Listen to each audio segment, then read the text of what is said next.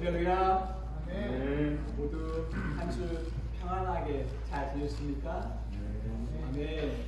오늘도 하나님께서 우리를 이곳으로 불러주셨습니다. 우리가 하나님을 예배하고 하나님 앞에서 즐겁게 노래하고 하나님께 나아가기를 바랍니다. 우리 앞뒤 잘 인사할까요? 다 오셨습니다. 축복합니다.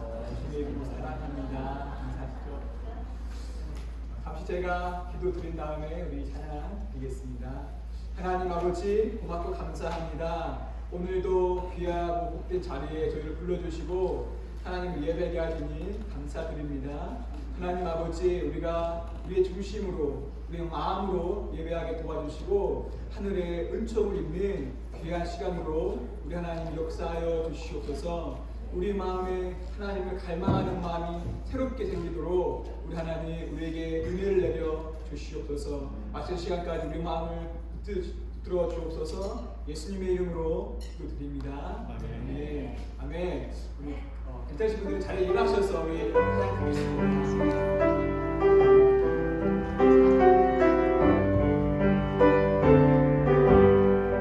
할렐루야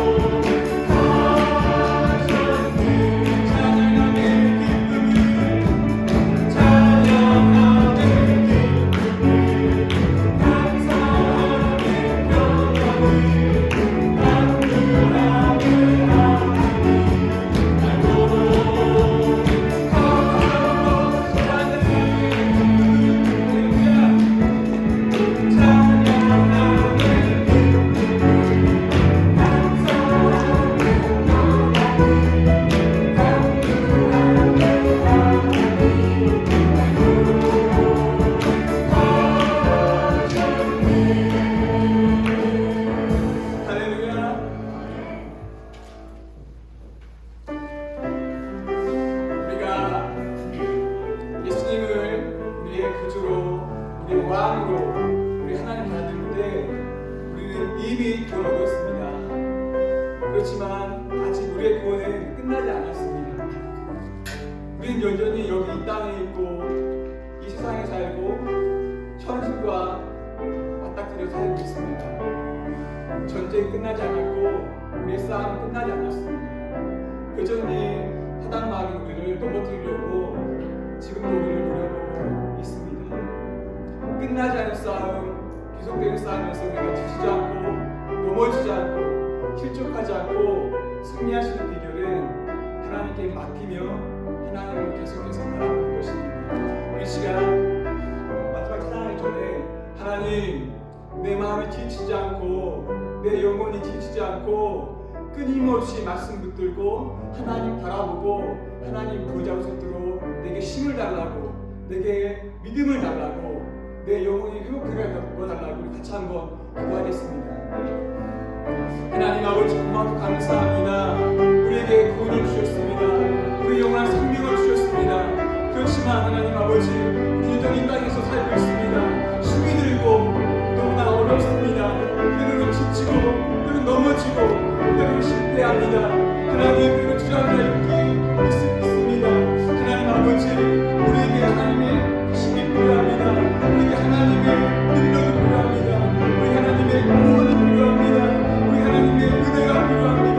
다시 볼 수 있도록, 다시 하나님 바라볼 수 있도록, 다시 하나님 붙잡을 수 있도록, 다시 말씀 붙잡을 수 있도록, 다시 믿음의 길을 걸 수 있도록 하나님 우리를 도와 주옵소서. 우리의 새로운 믿음으로, 우리의 새로운 은혜로 하나님과 함께 주옵소서. 우리가 손을 들고 찬양합니다. 하나님, 우리를 위해서 싸우시는 주님, 오늘도 내게 믿음을 주어서 이 싸움을 계속하게 하시는 그 주님을 바라보겠습니다. 하나님, 우리의 그 모든 허물을 용서해 주시고 다시 한번 주님의 이름을 부르며 일어설 수 있도록, 회복될 수 있도록 우리 하나님 들어주시옵소서.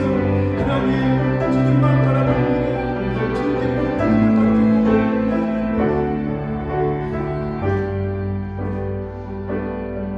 세상의 유혹 시련이 내게 몰려오네. 나의 힘으로 모두 이길 수 없네. 거대한 높은 가운데 위축된 나의 영혼,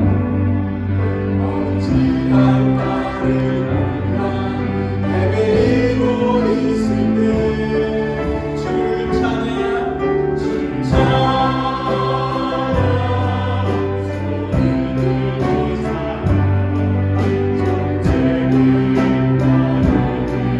서로 강건하리니 주를 찬양,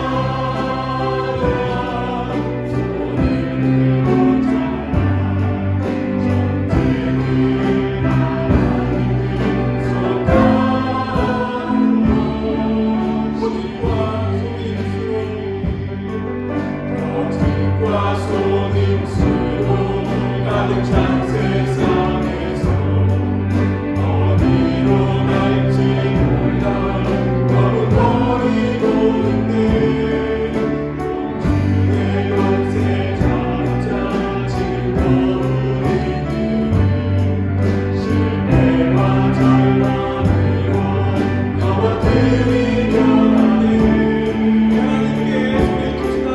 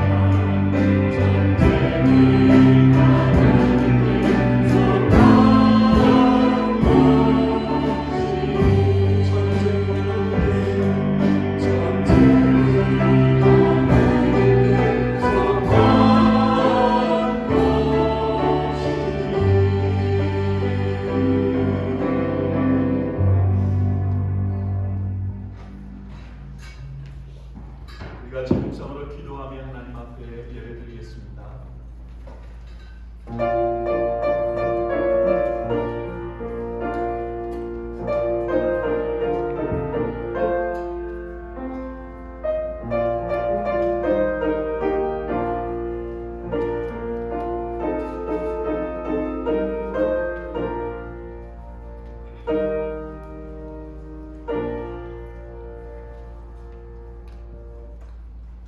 온갖 위험과 유혹과 또 넘어질 만한 많은 상황들이 있는 세상 가운데에서도 우리 하나님 저희들의 왕 되셔서 저희들의 인생의 걸음을 인도하시고 날마다 동행하시고 도우시고로 말미암아 주로 인하여 이 땅 가운데 승리하며 살 수 있도록 도우시는 좋으신 아버지 하나님, 하나님의 은혜와 사랑을 감사합니다. 이 시간도 우리가 하나님 앞에 감사의 제사, 감사의 예배를 드리기를 원합니다. 우리의 마음과 정성을 담아 하나님께 예배드리오니 주의 예배를 받아주시고 하나님께 영광이요 저희들에게 하나님의 은혜와 위로와 능력이 함께하는 복된 예배 시간 되게 인도하여 주시옵소서. 감사드립니다. 예수님의 이름으로 기도하옵나이다. 아멘. 다같이 찬송가 31장, 새 찬송가 67장 하나님께 찬양드리겠습니다.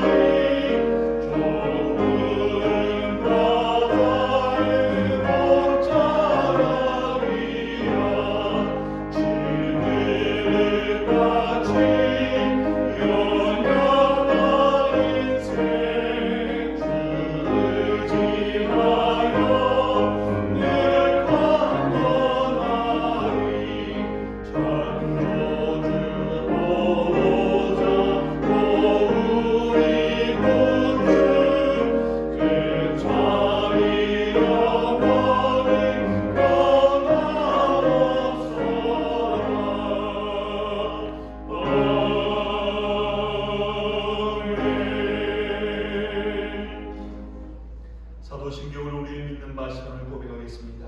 전능하사 천지를 만드신 하나님 아버지를 내가 믿사오며 그 아들 우리 주 예수 그리스도를 믿사오니 이는 성령으로 잉태하사 동정녀 마리아에게 나시고 본디오 빌라도에게 고난을 받으사 십자가에 못 박혀 죽으시고 장사한 지 사흘 만에 죽은 자 가운데서 다시 살아나시며 하늘에 오르사 전능하신 하나님 우편에 앉아 계시다가 진로서 사는 자와 죽은 자를 심판하러 오시리라. 성령을 믿사오며 거룩한 공예와 성도가 서로 교통하는 것과 죄를 사하여 주시는 것과 몸이 다시 사는 것과 영원히 사는 것을 믿사옵나이다.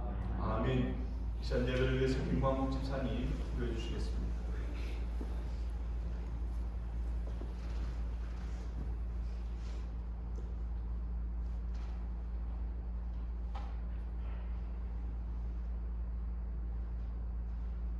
나 같은 죄인도 살리시니 사랑과 은혜가 풍성하신 하나님 아버지, 오늘도 저희들에게 주님의 날을 허락해 주시며 감사와 찬양으로 주님께 예배를 드릴 수 있게 발걸음을 인도하여 주시면 감사를 드립니다.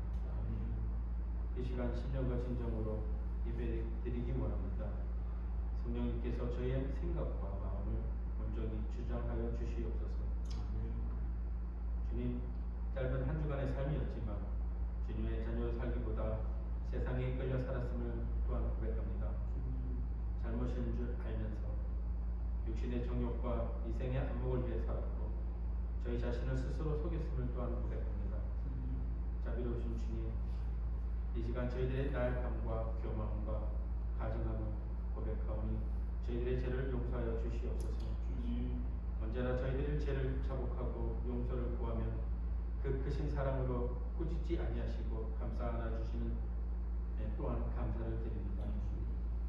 주님을 아는 것이 지혜의 근본이며 축복의 통로이며 오직 주님만의 구원의 기름을 고백합니다. 주님, 강과 없기는 주신 이도 또한 취하신 이도 하나님이시며 기쁨과 슬픔도 모든 것이 주님께 속한 것임을 불행 속에서도 주님을 원망치 아니한 욥의 신앙을 본받기를 원합니다. 주님께서 세상에 보여주신 그 사랑을 또한 본받기를 원합니다. 조금씩 주님을 닮아가는 삶이 되길 또한 원합니다. 저희의 어리석음과 교만을 내려놓기를 또한 원합니다. 나와 다르다고 나의 잣대로 판단치 않기를 원합니다. 주님 안에서 저희는 다 같은 죄임을 잊지 않게 하옵소서. 주님께서 명명하신 복음의 사역 잘 감당하는 저희 한마음교회가 되기를 기도합니다. 사랑과 순종이 넘치는 그런 교회가 되기를 원합니다. 늘 기쁨과 사랑으로 감싸주는 그런 교회가 되기를 또한 기도합니다. 주님, 지금 세상 질병과 또한 한 사람의 잘못된 선택으로 수많은 사람들이 전쟁 속에 죽어가고 고통받고 있습니다. 기도하기는 하루속히 이 고통과 비극이 끝나기를 간구합니다. 또한 슬픔과 절망 속에 고통받고 있는 주님의 자녀들을 위로하여 주시고 치유하여 주시옵소서. 이런 때에 그 누구보다도 주님의 교회들이 먼저 도움의 손길을 보내기를 원합니다. 또한 그들의 영혼을 위해 기도하는 그런 교회들이 되기를 또한 원합니다. 광과 없기는 이 시간 저희들에게 보여주시고 들려주시는 말씀을 온전히 깨닫고 회개함으로 주님 앞으로 돌아오게 하옵소서. 잠시 후 주님의 말씀을 들고 서시는 목사님을 기억하시고 영육간의 강건함 허락하셔서 말씀에 능력과 위로가 있게 하옵소서. 예배의 시종을 주님께 의탁하오며 저희를 죄에서 구원하여 주신 예수 그리스도의 이름으로 감사하며 기도드립니다. 아멘.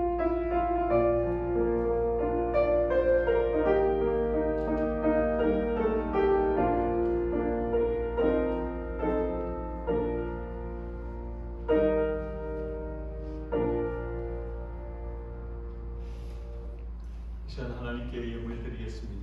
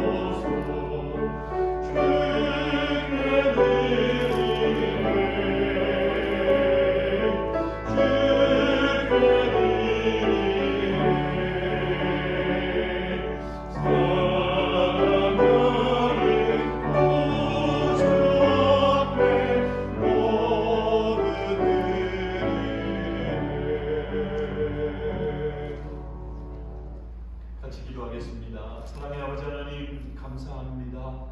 지난 한 주간의 삶 가운데에서도 저희와 임마누엘로 동행해 주시고 저희의 삶의 모든 걸음 가운데 하나님의 선하신 손길로 인도하여 주셔서 생업 감당하고 필요한 것을 얻으며 또 한 주간 살았음을 감사하며 주님께 예물 드립니다.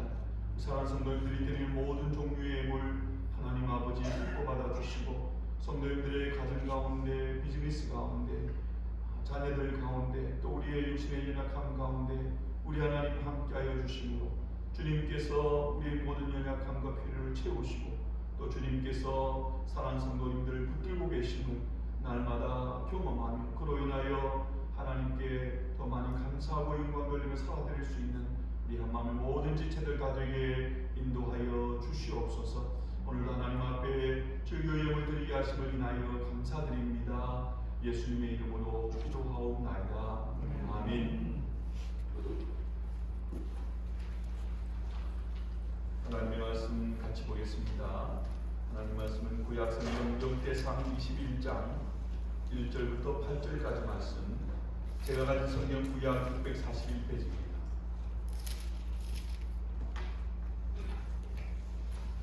역대상 21장 1절부터 8절까지 말씀. 제가 하나님 말씀을 봉독해 드리겠습니다. 사단이 일어나 이스라엘을 대적하고 다윗을 격동하여 이스라엘을 대수하게 하리라. 다윗이 요압과 백성의 두목에게 이르되 너희는 가서 부엘세바에서부터 단까지 이스라엘을 대수하고 돌아와서 내게 구하여 그 수요를 알게 하라. 요압이 가로되 여호와께서 그 백성을 지금보다 100배나 더하시기를 원하나이다. 내 주 왕이여 이 백성이 다 내 주의 종이 아니니까. 내 주께서 어찌하여 의를 명하시나이까. 어찌하여 이스라엘로 죄가 있게 하시나이까 하나 왕의 명령이 요압을 재촉한지라. 드디어 떠나서 이스라엘 땅에 두루 다닌 후에 예루살렘으로 돌아와서 백성의 수요를 다윗에게 구하니 이스라엘 중에 칼을 뺄 만한 자가 110만이요 유다 중에서 칼을 뺄 만한 자가 47만이라. 요압이 왕의 명령을 믿게 여겨 레위와 베냐민 사람은 계수하지 아니하였더라. 하나님의 의를 계시니 여기사 이스라엘을 치시네. 다윗이 하나님께 아뢰되 내가 이 일을 행함으로 큰 죄를 범하였나이다. 이제 간구하옵나니 종의 죄를 사하여 주옵소서. 내가 심히 미련하게 행하였나이다 하니라. 아멘. 이제 내일 연성을 하나님께 찬양드리겠습니다.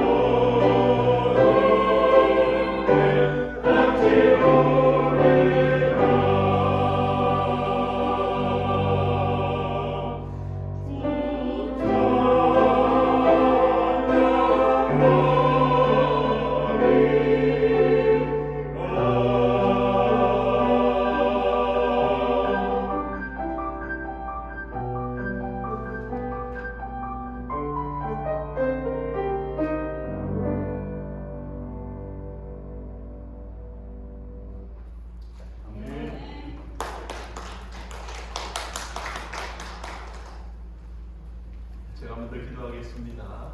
하나님 감사합니다. 하나님 이 시간에 우리가 주의 전에 나와 예배하며 그 예배 가운데 하나님의 말씀을 들을 수 있도록 하나님 은혜 주시니 감사합니다. 우리의 마음이 착하고 좋은 마음, 하나님의 말씀의 씨앗이 뿌려질 때 그 말씀이 잘 심겨지고 자라서 열매 맺는 좋은 옥토의 마음 되게 하셔서 하나님께서 기뻐하시는 그런 승리하는 그리스도인의 삶을 살고 또 그로 인하여 하나님께 영광 돌리며 하나님 주시는 복을 누리며 살아가는 우리 모든 믿음의 지체들 되게 인도하여 주시옵소서. 감사드립니다. 예수님의 이름으로 기도하옵나이다. 아멘. 고린도전서 10장 12절 말씀, 선줄로 생각하는 자는 넘어질까 조심하라. 여러분 이 말씀 너무나 잘 아는 말씀이죠. 이 말씀은 성경 말씀이니까 우리의 신앙의 세계에만 적용될 것 같지만 사실 여러분 이 말씀은 신자 불신자 예외 없이 우리의 삶의 모든 영역에 적용되는 말씀입니다. 사람이 언제 넘어지느냐, 통계적으로 보면 말입니다. 정말 힘들고 어려울 때 그때 넘어지는 게 아니라 대부분의 사람들이 자신이 선줄로 생각할 그때입니다. 이제 제법 자신이 당당하게 혼자 힘으로 선 것 같고 또 누군가의 도움 없이도 무엇이라도 할 수 있을 것 같은데 자기 스스로를 나 제법 괜찮은데 스스로를 대단하게 여길 그때에 많은 사람들은 자신의 인생에서 넘어짐을 경험합니다.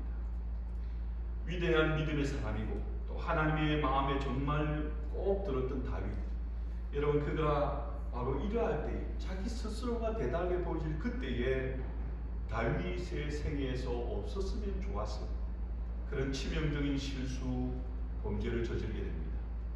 어떤 실수, 어떤 범죄를 저지르게 됩니까? 두 가지인데요. 첫째는 우리 모두가 너무나 잘 아는 바세바 사건입니다. 잘 아시죠? 그 일로 말미암아 간음죄, 또 그것을 자신의 그 죄악을 덮기 위해서 살인죄까지 저지르게 됩니다. 실로 엄청난 범죄를 저지르게 되죠. 그런데 성경을 읽어보면 하나님 편에서 보면 이 다윗이 저지른 바세바 사건보다 더 중하게 다루시는 그런 범죄의 사건이 있습니다. 그게 바로 오늘 본문에서 언급하는 다윗이 행한 인구조사입니다. 좀 이상합니다. 다윗이 한 나라의 왕으로서 자기 나라의 백성들 얼마나 되는지 인구를 조사한 것이 무슨 그런 큰 죄가 될까요? 구약의 민수기 같은 말씀을 보면 하나님께서 직접 이스라엘 백성들의 여러 번 숫자를 조사하라고 그렇게 말씀하지 않습니까? 민수기가 영어로 넘버스죠, 그죠? 그 민수기는 굉장히 백성들의 그 수요를 카운트해서 그것을 기록하는 그런 일들을 많이 하고 있습니다.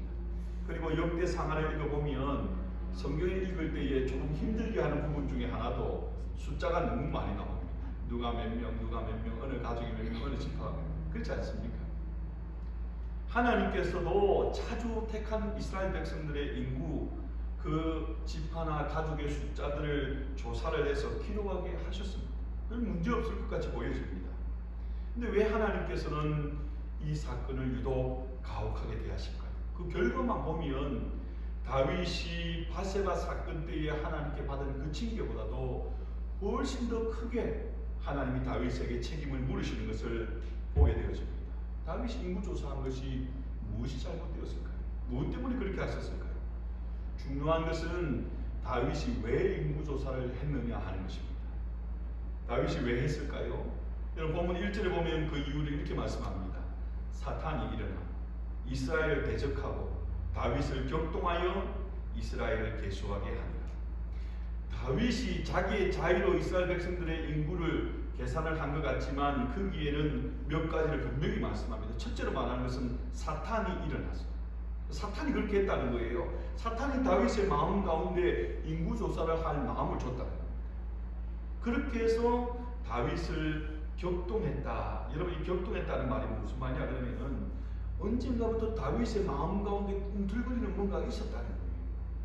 그게 뭐냐면 내가 이제 제법 지금 나라를 잘 다스리고 있는가? 내가 괜찮은 왕인가? 여러분 오늘날 대통령을 비교하면 말입니다. 이때는 다윗이 치세를 잘 할 때입니다. 나라도 평안하고요. 흔히 동양에서 자주 이야기할 때에 성군 그러면 태평성대 그런 말 하잖아요. 오늘날 대통령을 비하면 뭐 지지도가 80% 90% 넘어가고 뭐 사람들도 모두가 다 막 좋아하고 칭송하고 언론도 그렇게 떠드는 그런 상황 같은 때라고 생각하면 됩니다. 그럴 때에 사탄이 그 마음을 충동. 그래, 바로 이거야. 그렇게 해 다윗 잘하고 있어. 그 사단의 고득임에 넘어가서 인구조사를 했다. 그게 인구조사하게 된 동기입니다. 인구조사를 누구에게 명하는지 한번 보십시오. 2절에 보면 요압과 백성의 두목들에게 명령하고 있는 것을 보게 됩니다. 성경을 자세히 읽어보면 여러 번 인구조사를 하지만 인구조사를 시키는 대상이 이 사람들이 아닙니다. 여기는 명백하게 다른 이유가 있어요. 요압이 군대 장관인데 오늘날로 치면 국방부 장관이죠. 백성의 두목들은 영어 성경에 보면 Commanders of the Troop이라고 되어 있습니다. 군대 지휘관들입니다. 그러니까 한마디로 이야기하면 군대를 다스리는 지휘관들을 모아놓고 거기에서 명령을 하는 거예요. 많은 경우에 민수기라든지 성경의 다른 부분에 인구조사를 명할 때는 제사장들이나 다른 사람들 목적이 분명히 다른 거예요. 그리고 결과를 보고하는데 거기에 칼을 뺄 만한 자가 몇 명입니다. 그러니까 여러분 인구조사인데 정확하게 말하면 군대를 조사한 것이고 군사를 조사한 거예요. 그러면 그것을 조사하게 되는 이 다윗의 목적과 마음이 어떤 것인지 알겠죠? 여러분 고대 시대에 뭐 경제력도 큰 힘이지만 사실은 요즘에는 경제력으로 우리 집사님 기도할 때도 여러분 그렇게 기도했고 우리도 여러분 지금 마음을 가지고 기도해야 됩니다. 우크라이나 상황을 보면서 요즘에는 군대만 가지고 되지 않아요. 어쩌면 이 이후에 러시아는 자신들이 원하는 것을 얻었다 해도 더 큰 데미지를 입을지 모릅니다. 요즘 세상은 옛날처럼 군대만 가지고 세상을 좌지우지하는 세상이 아니에요. 어쩌면 경제력이 더 큽니다. 하지만 고대 사회에는 가장 큰 것이 사실은 군사력이에요. 군대 힘만 있으면 그냥 부강한 나라 정복해서 그 부를 우리가 얻으면 되거든요. 가장 왕으로서 내가 내 힘을 과시할 수 있는 것은 나의 힘, 나의 군사력. 그것이 얼마나 됩니까? 목적이 분명합니다. 사탄 마귀가 다윗 가운데 있는 그 마음을 충동질했고 다윗은 군대 장관과 지휘관들을 모아놓고 군대 칼을 뺄 만한 사람, 당장의 전쟁에 나갈 수 있는 우리의 군사력 그것을 적정하기를 원했던 것입니다. 동기가 잘못된 것이죠. 여러분 우리가 너무나 잘 알지만 다윗이 지금 얻게 되어지고 그 자리에 서게 되고 그가 누리게 된 모든 것들이 다 무엇 때문입니까? 우리 모든 인생도 마찬가지지만 특별히 다윗에게는 다윗은 아마 자신이 만나는 사람들에게 늘 이렇게 간증할 거예요. 나의 모든 것은 하나님의 은혜입니다. 다윗의 인생을 한번 보십시오. 다윗은 그 형제들 가운데서도 막내입니다. 요즘의 막내, 귀여운 막내가 아니잖아요. 옛날의 막내는 그 형제들 중에서도 별로 그렇게 치지 않는 그런 존재입니다. 그런 자를 하나님이 기름 부어서 왕을 세웁니다. 사울 왕을 쫓겨서 도망다닐 때 자신의 사랑하는 아들 압살롬이 반역을 일으켜서 도망다니고 모든 사람들이 조롱하고 그렇게 저주하는 그런 모든 순간에 그 모든 어려움을 다 극복하고 다시금 이렇게 세워서 이 자리에 있게 하고 그 다음에 오히려 더 나라를 풍성하게 많은 것들을 얻고 사람들로부터 칭송을 얻게 한 모든 것이 다 무엇 때문입니까? 다윗이 분명히 그렇게 고백할 거예요. 나같이 하나님의 은혜 받은 사람이 없을 겁니다. 모든 것이 하나님의 은혜입니다. 분명히 여러분 그렇게 고백할 거예요. 그렇게 살아왔었습니다. 하지만 모든 것이 형통하고 평안하고 한마디로 다 잘 나가던 그때에 일시적이지만 이 사실을 잊어버립니다. 그 모든 하나님의 은혜를 잊어버리고 어깨가 꽁이 들어가기 시작합니다. 어색해지면서 나 자신이 더 대단하게 보이기 시작했다. 그래서 내가 가진 군사력을 한번 카운트해봄을 통해서 내가 얼마나 대단한 존재인가. 내가 주변 나라들 강대국이라고 나라들과 비교해도 내가 거기도 조금 더 꿀리지 않는 그런 강력한 대단한 멋진 그런 왕인 것을 한번 확인해보고 싶었던 것입니다. 그래서 군대 장관이 요압에게 브엘세바에서 단까지 이스라엘의 남쪽 국경에서부터 북쪽 국경까지 전 이스라엘을 말하는 거예요. 전 이스라엘에서 인구 조사를 명령을 합니다. 근데 여러분, 이 성경에 좀 재미있는 내용이 기록되어 있는데요, 이 사실을 요압이 말립니다. 이 성경을 읽어보면 요압은 그렇게 믿음이 좋은 사람이 아닙니다. 근데 그가 생각해도 이건 하나님이 기뻐하시는 일이 아니라는 생각이 듭니다. 그래서 만류를 하지만 이미 그 마음이 사탄을 통해서 충동질 당할 때 다스하는 소리가 귀에 안 들어오거든요. 강압적으로 재촉을 합니다. 여러분, 이 표현은요, 이스라엘 백성들을 애굽에서 인도하여 낼 때에 모세가 바로 왕 앞에 섰을 때마다 반대하는 그 바로 왕의 모습을 표현할 때 뭐라고 말합니까? 완악하다는 그런 표현을 쓰죠, 그렇죠? 그런 표현, 다윗이 그런 모습으로 세워진 거예요. 3절 4절 말씀을 보겠습니다. 요압이 가로되 여호와께서 그 백성을 지금보다 100배나 더하시기를 원하나이다. 내 주 왕이여, 이 백성이 다 내 주의 종이 아니니까. 내 주께서 어찌하여 이를 명령하시니까? 어찌하여 이스라엘이 죄가 있게 하시나이까 하나. 왕의 명령이 요압을 재촉한지라. 나라의 강성해짐, 그 모든 것이 하나님의 은혜임에도 불구하고 지금 현재 다윗은 스스로에게 도취되어 있는 겁니다. 그래서 사탄의 유혹에 빠져서 다른 사람의 소리를 듣지 않습니다. 저는 이 본문을 볼 때마다 신약의 한 본문이 생각이 납니다. 누가복음 12장에 나오는 어리석은 부자의 모습입니다. 누가복음 12장에 나오는 어리석은 부자가 어떤 사람입니까? 아마 굉장히 크게 농사를 지은 사람인 것 같아요. 그런데 뭐 크게 농사를 지었지만 특별히 그 해에 농사가 너무 잘 된 거예요. 지금까지 농사를 지어가지고 농사해서 얻은 것을 쌓아놓는 그런 창고가 도저히 부족해서 안 될 정도. 그래서 창고를 정축을 합니다. 늘리고 늘려서 거기에다가 가득가득 쌓아두고 너무너무 뿌듯해서 그렇게 해서 뭐라고 고백합니까? 고백하는 내용이 이제 내가 오늘로 표현하면 그렇습니다. 이제 내가 편안하게 노후 대책 잘 되었으니까 내 인생 즐길 일만 남았다. 평안히 먹고 마시고 쉬고 즐기자. 여러분, 그때 하나님 뭐라고 말씀하십니까? 어리석은 자여, 오늘 밤에 내 영혼을 도로 찾으리니 그러면 네 준비한 것이 네 것이 되겠다. 하나님이 주인이십니다. 하나님의 은혜를 베푸셨는데 하나님의 은혜를 모르고 살다가 갑자기 하나님 부르시면 어쩌려고 그러는 거냐, 그렇게 말씀합니다. 그 부자의 생각 속에, 삶 속에 하나님의 자리는 없습니다. 비록 한순간이겠지만 그 순간 다윗의 마음속에도 하나님이 안 계셨습니다. 여러분, 하나님을 믿는다는 게 무엇입니까? 제가 자주 질문하는 내용인데, 하나님을 믿는다는 것은 하나님이 내 인생의 주인임을 고백하는 것입니다. 그래서 우리가 주여 주여 기도하는 거예요. 주님, 그렇게 고백합니다. 지금까지 살아온 모든 것이 하나님의 은혜로 살아왔고 앞으로의 우리의 삶도 오직 하나님의 은혜가 아니면 안 됩니다. 그렇게 고백하고 사는 것이 바로 믿는 자의 모습입니다. 고난 가운데 있다 하더라도 우리의 주인이신 하나님이 우리를 그냥 모른 체 하지 않으실 거예요. 하나님의 인도하심을 겸손히 기다리고 기도하고 소망 가운데 바랍니다. 또 때로는 제법 모든 것이 형통하고 잘 나갈 때에 그때에도 하나님의 은혜인 줄을 깨닫고 감사하고 더욱 하나님을 의지하고 살아요. 여러분, 이것이 믿는 것이고 이것이 바로 믿는 자의 합당한 삶의 모습입니다. 고린도전서 4장 7절에 이렇게 분명히 말씀합니다. 누가 너를 구별하였느냐? 내가 있는 것 중에 받지 아니한 것이 무엇이뇨? 내가 받았은즉 어찌하여 받지 아니한 것 같이 자랑하니? 모든 것이 하나님께 받은 것인데 마치 나는 하나님께 받지 않고 내가 스스로 이룬 것인 양 사람들은 착각하면서 살아간다는 겁니다. 성경을 읽어보면 하나님이 가장 미워하시는 게 뭘까요? 한번 이야기해 보세요. 뭘까요? 두 가지.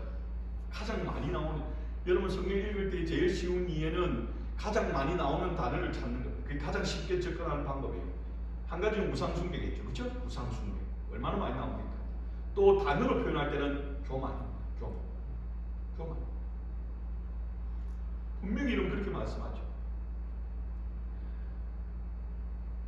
고난의 때도 그렇게 하나님을 의지하고 놓치지 않았던 그 아름다운 믿음을 지켰던 다윗이 자신 스스로가 대단하게 보이는 그 어리석음과 교만 때문에 한순간 사탄의 시험에 빠지고 만 것입니다. 이런 다윗을 하나님이 그냥 내버려 두실 리가 없겠죠. 하나님의 징계가 시작됩니다. 하나님의 징계의 목적은 교만을 끊고 회복시키려고 하는 7절 말씀 보세요. 하나님이 이를 괘씸히 여기사 이스라엘을 치시네. 괘씸히 여겼다는 말은 진짜 한국적인 표현인데요. 원래 말은 하나님 보시기에도 악했다. 하나님 보시기에 악했다. 하나님이 사랑하는 자가 악한 모습이 있으면 하나님 그냥 두지 않으십니다. 악한 모습이라도 그냥 두시면 그게 정말 무서운 겁니다. 하나님과 상관 있는 자일 수 있습니다. 그렇죠? 여러분의 자녀와 여러분의 자녀가 아닌 자에 대해서 여러분 대하는 게 완전 다르잖아요.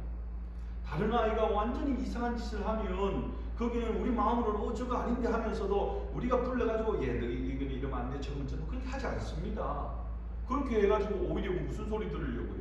근데 내 아이는 아이가 들으면서 그것을 통해서 불편해해도 그렇게 합니다.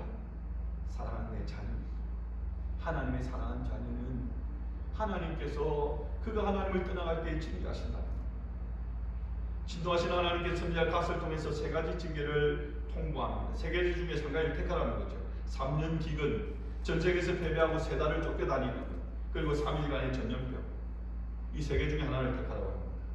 다윗이 세 가지 중에 3일간의 전염병을 택합니다. 아마 가장 쉽게, 가장 빠르게 끝날 거라고 생각했을 것 같아요.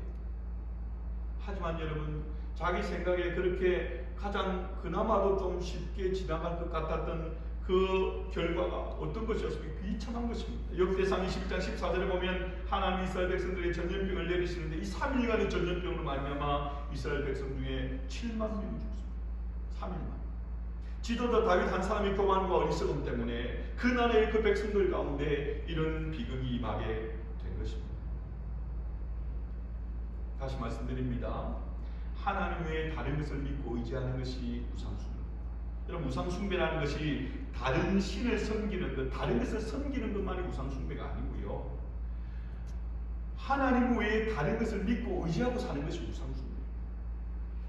슬플 때나 기쁠 때나 부유할 때나 가난할 때나 건강할 때나 병들 때나 모든 순간에 하나님을 믿고 의지하며 살아가는 것. 그게 바로 진정한 믿음입니다. 신명기를 보면 모세는 거듭거듭 이 사실을 이스라엘 백성들에게 당부합니다. 이스라엘 백성들이 가나안 땅에 들어가서 살면서 이제 좀 평안할 때에 혹시라도 하나님의 은혜를 잊어버리고 교만할까 싶어 염려하면서 신명기 8장 12절 이하에 이렇게 당부합니다. 내가 먹어서 배부르고 아름다운 집을 짓고 거하게 되며 또 내 우양이 번성하며 내 은금이 정식되며 내 소유가 다 풍부하게 될 때에 두렵건대 네 마음이 교만하여 내 하나님 여호와를 잊어버릴까 하니. 그러면 안 된다는 거예요. 그러면 그 복을 다 잃어버릴 뿐 아니라 사실은 그 복이 진정한 복이 되지 않는다는 것입니다. 그 수순이 바로 이스라엘 백성들이 가나안에 들어가서 맞이하는 사사기의 역사입니다. 고통과 절망과 압박과 망하게 되는 그런 모습들이죠.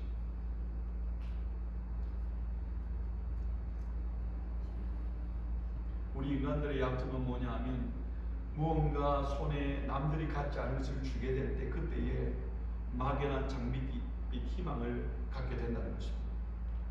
야, 내가 지금 은행에 장부를 이만큼 쌓아뒀어. 내가 지금 이만한 남들이 가지지 못하는 어떤 파워 힘을 가지고 있어. 그럼 그것이 마치 우리의 인생의 미래를 보장해 줄 것으로 그렇게 생각을 한다는 거예요. 지혜서인 잠언 27장 1절의 말씀을 들어보세요. 너는 내일 일을 자랑하지 말라. 하루 동안에 무슨 날이 일어날는지 내가 알 수가 없습니다. 뭐 다른 곳 말고요. 우크라이나하고 러시아만 한번 생각해보세요. 우크라이나 백성들 한번 생각해보세요. 러시아 백성들은 러시아는 뭐 전쟁 같은 거 아무렇지도 않은 것 같죠. 그 나라가 어쩌면 백성들에게는 더 난리가 났습니다. 돈 가치가 10분의 1로 폭락해버렸습니다. 은행에 돈을 넣어놓은 걸 찾으려니까 못 찾게 만들어버려요. 생필품을 구할 수가 없는데 러시아는 나라가 큰데 그나마 경제적으로 괜찮았던 건 뭐냐면 자원이 엄청 풍부합니다. 유럽에 대해는 그 가스라든지 이런 것들을 엄청나게 공급하는 나라 아닙니까? 석유나 가스나. 그러니까 자원을 많이 공급을 해서 그 말은 무엇이냐면 그것을 팔아서 물자들을 외국에서 수입해서 사는 나라. 근데 여러분 그런 게 동결돼 버리는 거예요. 물가가 우리가 조금 올라도 지금 막 기름 넣을 때마다 조금 낮은데 싼데 찾아다니지 않습니까? 교회 앞에 여기 난 잘 못 넣겠습니다. 그래서 가능하면 코스코라도 찾아가려고 해요. 그 조금 오른 건데도 우리는 막 어이구야 왜 이리 올랐지? 10배, 20배 어쩌면 지금 뭐 신용평가등 기관 이런 데서 러시아는 나라의 신용 등급을 디폴트 단계, 디폴트는 뭐냐 그러면 나라가 이제 망하는 지경에 이르렀다 그렇게 매겨버렸습니다. 그러면 그 나라 국민들은 끝장납니다. 여러분 우리 생각에는 러시아가 공산주의 국가 같죠. 러시아 공산주의 국가 아닙니다. 러시아에 공산당이 있는데요. 야당입니다. 야당이에요. 투표를 통해서 뽑은 게 저 대통령입니다. 근데 그게 편법을 통해서 계속 하다 보니까 결국은 어쩌면 그도 자기가 절대 군주인 것처럼 그렇게 되어버려서 이런 오판들을 저지르게 되는 것이죠. 내일 일 자랑할 수 없습니다. 내가 아무리 많은 걸 가지고, 내가 아무리 건강하고, 내가 아무리 힘이 있는 것 같아도 너는 내일 일을 자랑하지 말라. 하루 동안에 무슨 일이 일어나는지 내가 알 수 없습니다. 그렇기 때문에 우리는 이 세상에 있는 것, 내게 지금 주어져 있는 것을 믿으면 안 돼요. 오히려 모든 순간에 우리는 겸손함으로 하나님 앞에 서야 합니다. 말씀을 시작할 때 제가 말씀드린 것처럼 우리는 스스로 선줄로 생각할 그때에 넘어지기 쉽다는 이 사실을 알아야 합니다. 그래서 여러분 때로는 하나님의 징계가 우리에게 은혜입니다. 그 상황에서 정신 차리게 하기 위해서 우리가 약한 것이 때로 하나님의 은혜입니다. 그 상황을 통하여 우리의 본래의 모습을 볼 수 있기 때문입니다. 다윗은 하나님의 징계를 통해 뼈저리게 깨닫습니다. 자신이 아무것도 아닌 것 다시금 발견합니다. 하나님께서 손을 대시니까 잠깐 동안에 7만 명이 죽는 거예요. 나라 자체가 흔들려버립니다. 그래서 하나님 앞에 무릎을 꿇고 회개하고 그 회개의 증표로 하나님께 번제를 드립니다. 사죄 은총을 통해 하나님 관계를 회복하고 다시금 사나 죽으나 모든 것이 하나님의 은혜인 것을 신앙으로 고백하며 결단합니다. 저는 여러분 하나님이 사랑하셨던 다윗의 위대함이 이러한 모습이라고 생각합니다. 죄를 짓지 않는 것이 아닙니다. 우리처럼 교만하기도 하고 범죄하기도 하고 넘어지기도 합니다. 하지만 다윗은요, 하나님이 그에게 다가오시면 하나님의 말씀이 선지자를 통하여 그에게 들려주면 그 순간에 바로 무릎을 꿇는다는 거예요. 자신의 위신이나 체면이나 변명이나 핑계를 대지 아니하고 바로 무릎을 꿇습니다. 우리와 똑같은 연약함이 있었습니다. 아니 어쩌면 다윗은 우리보다도 더 악한 모습도 있었습니다. 하지만 우리가 다윗처럼 될 수 있는 방법이 있는데 그것은 다윗처럼 하나님 앞에 반응하는 거예요. 하나님이 늘 우리에게 말씀하십니다. 우리가 예배 가운데도 우리가 말씀을 읽을 때도 또 우리의 삶에 우리가 살아가는 모든 환경이나 또 사람들 믿음의 사람들과의 대화 속에서도 하나님은 늘 우리에게 말씀하기를 원하십니다. 하나님 말씀이 들려질 그때에 우리의 정말 하나님이 기뻐하시는 반응은 그 말씀 앞에서 우리가 무릎을 꿇습니다. 하나님이 기뻐하시는 대로 세워지는 겁니다. 그러면 정말 아무것도 아닌 것 같은 저희들도 다윗처럼 하나님의 마음에 합한 사람이 될 수 있는 거예요. 하나님이 갓 선지자를 보내어 그의 교만하고 어리석은 마음 생각을 책망하시자 다윗은 하나님 앞에 즉각적으로 회개하고 돌이킵니다. 그리고 그의 신앙의 결단으로 한 가지 행위를 하는데요, 제단을 샀습니다. 역대상 21장 25절부터 27절에 보면 오르난의 타작마당을 제사를 드리기 위해서 구입을 하는데 오르난이라는 사람은 자기 땅에 와서 왕이 거기서 제사를 드리겠다고 하니까 왕이여 쓰십시오. 그 땅을 그저 제공하려고 하니까 다윗이 굳이 돈을 지불을 합니다. 진정한 회개와 은친에는 반드시 희생과 대가가 요구된다는 것을 보여주는 겁니다. 다윗이 하나님 앞에 회개 제사를 드리고 하나님 기뻐 받으시고 불로 응답하시고 그러자 천사가 칼을 가집에 꽂음과 동시에 전염병의 이 징계가 중지되어집니다. 그리고 이것이 이 다윗의 신앙 고백이라고 제가 말씀드렸던 한 가지 이유는 뭐냐면 바로 여기에 하나님의 성전이 세워집니다. 그 아들 솔로몬이 예루살렘 성전을 이곳에 세우게 되는 거예요. 여러분 성전이 무엇입니까? 성전 하나님의 전, 하나님의 임재하시는 하나님의 임재의 상징입니다. 그곳에 하나님의 성전을 세우는 거예요. 사실은 다윗이 세우고 싶었잖아요. 그런데 다윗을 통하지 아니하고 그 아들 솔로몬을 통해서 세우는데, 다윗이 사실 세운 거랑 마찬가지예요. 모든 것을 다 준비하거든요. 이걸 보십시오. 이 일 후에 다윗이 이러한 모습으로 반응을 합니다. 하나님의 성전을 세우겠다. 더 이상 내 힘, 내 군사력, 내 것을 의지하지 않고 정말 하나님만 의지하겠습니다.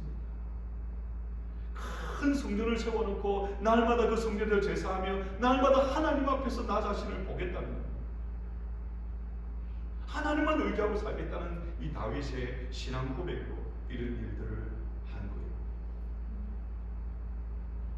그리고 이러한 경험을 한 다윗이, 여러분 시편은 다윗의 찬양이기도 하고 다윗의 간증이기도 하고 다윗의 고백이나 권면이기도 합니다.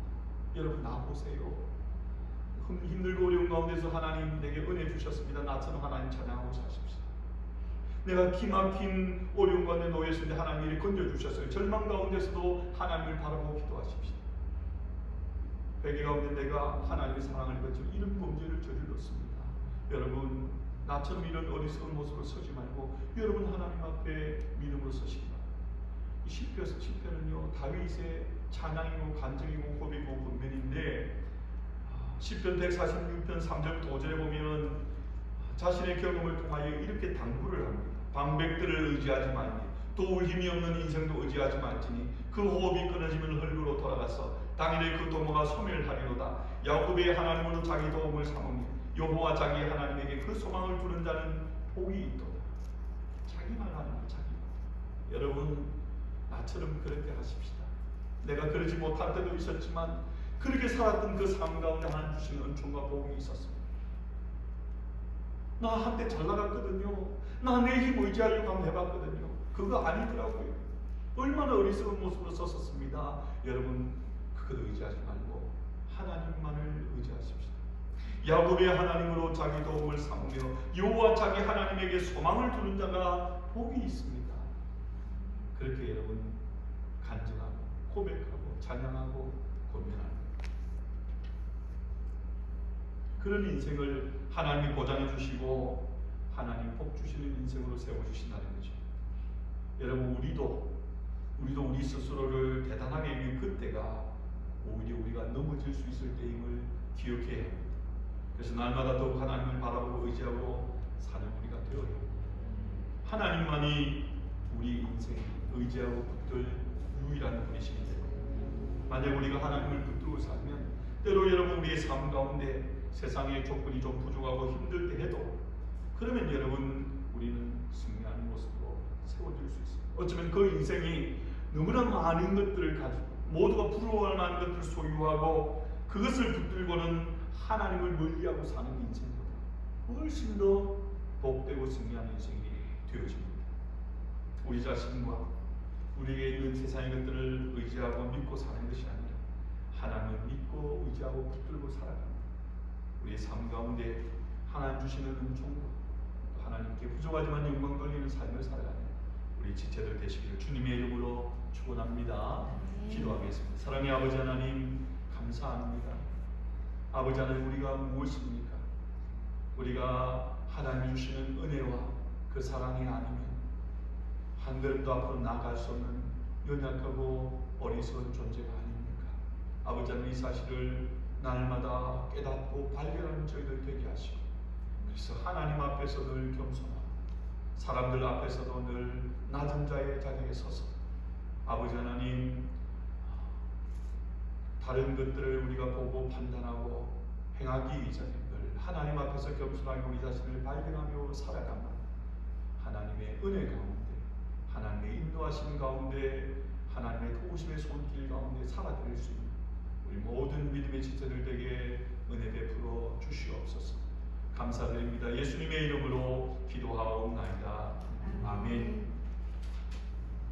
광고 말씀드리겠습니다. 교회 소식날 참고해 주시기 바랍니다. 오늘도 예배 참석하신 모든 분들 주님의 이름으로 환영합니다. 영혼이 잘 되시고 육신도 강건한 범사도 형통케 되기를 바랍니다. 우리 앞뒤 좌우로 범사 한번 인사하십시다. 사랑합니다. 축복합니다. 인사 나누겠습니다. 몇 가지 교회 소식 알려드립니다. 이번 주 토요일부터 본당에서 새벽 기도를 다시 재개합니다. 여러분 저희 자신들과 가족과 자녀를 위해서 또 교회를 위해서 또 나라와 민족을 위해서 그리고 어려움을 당하는 우리 우크라이나와 또 여러 기도할 제목들이 많이 있잖아요. 우리 함께 모여서 기도할 수 있는 한마음의 지체들 될 수 있기를 바랍니다. 다음 주일부터 일광전약성 서머타임이 시작됩니다. 1시간 앞당겨지니까 그 1시간 앞에 오셔야 합니다. 기획하시고 그렇게 예배도 미리 오셔서 기도하고 준비된 마음으로 예배하는 우리 지체들 될 수 있었으면 좋겠습니다. 저는 오늘 오후 2시에 아름다운 교회 예배 인도자 출타합니다. 위해서 기도해 주시기 바랍니다.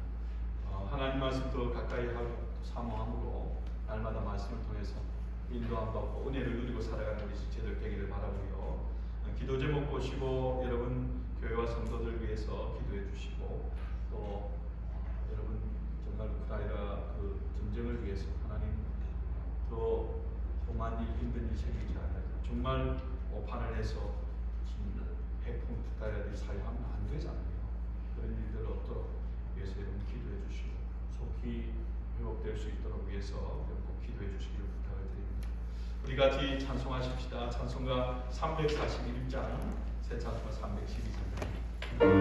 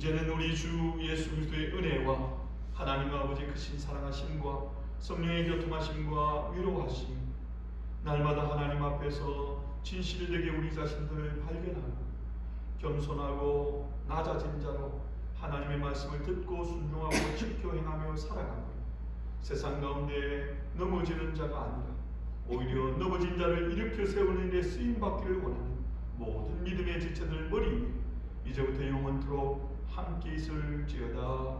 아멘.